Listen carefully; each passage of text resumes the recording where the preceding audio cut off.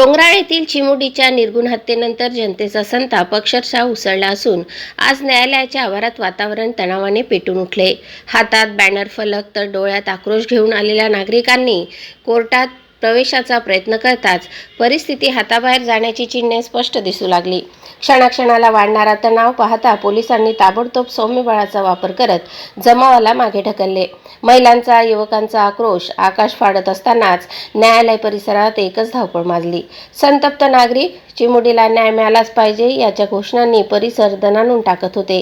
आंदोलन चिघळू नये म्हणून प्रशासनाने अतिरिक्त पोलीस बंदोबस्त तैनात केला असून प्रत्येक प्रवेशद्वारावर कडक नाकाबंदी लावण्यात आली आहे।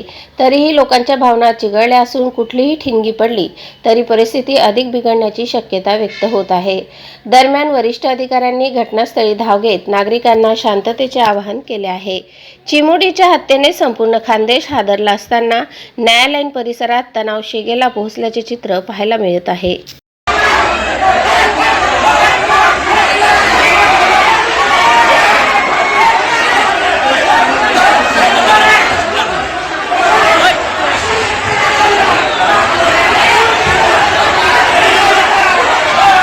लैंगिक अत्याचार करून खून करण्यात आलेला आहे। त्या संबंधातला तो जो काय आरोपी आहे त्याची आज रोजी पोलीस कस्टडी रिमांड संपणार होती, म्हणून त्याला माननीय न्यायालयापुढे कुठल्याही प्रकारचा कायदा आणि सुव्यवस्थेचा प्रश्न निर्माण होऊ नये म्हणून त्याला आज पुन्हा आपण व्हीसीवर घेतलेला आहे।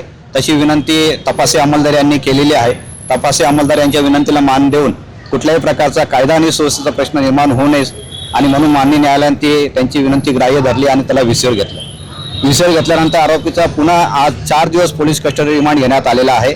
आरोपीला माननीय न्यायालयाने 1 डिसेंबर 2025 पर्यंत 4 दिवसाचा पोलीस कस्टडी रिमांड देण्यात आलेला आहे। यामध्ये पोलीस कस्टडीची कारणे अशी होती की आरोपीने ज्या मुलीवर लैंगिक अत्याचार करून खून केलेला आहे तो खून त्याने ज्या हत्याराने केलेला आहे ते हत्यार अजून रिकवर झालेले नाही आहे आणि हत्यार वापरलेला आहे का याचा देखील तपास चालू आहे आणि त्या कारणावरून देखील पोलीस कस्टडी रिमांड घेण्यात आलेला आहे।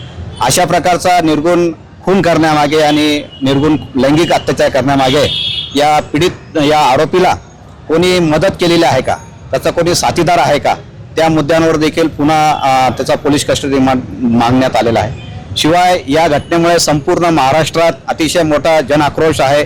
या संतापाची लाट उसळलेली आहे। संपूर्ण महाराष्ट्रात कॅन्डल मार्च, धरणे आंदोलन, निषेध मोर्चे, रस्ता रोको हे सगळे प्रकरण चालू आहे। या घटनेमुळे संपूर्ण महाराष्ट्रामध्ये कायदा आणि सुव्यवस्थेचा प्रश्न निर्माण झालेला आहे। गुन्ह्याचे गांभीर्य निर्माण कोर्टाने लक्षात घ्यावे आणि तपासी अंमलदार यांना पूर्ण संधी या तपासासाठी मिळाली पाहिजे असा युक्तिवाद माननीय न्यायालयापुढे करण्यात आला आणि माननीय न्यायालयाने गुन्ह्याचं गांभीर्य लक्षात घेऊन हा जो काही मर्डर आहे अतिशय ब्रुटल आणि कोल्ड ब्लड आहे, अतिशय म्हणजे आपण थंड डोक्याने केलेला मर्डर आपण ज्याला म्हणतो आणि घृणास्पद मर्डर आपण ज्याला म्हणतो अशा प्रकारचं कृत्य या आरोपीने केलेलं आहे आणि त्याची ग्रॅव्हिटी लक्षात घेऊन मेहरबान कोर्टाने पुन्हा त्याला 1 डिसेंबर पर्यंत पोलीस कस्टडी दिलेली आहे।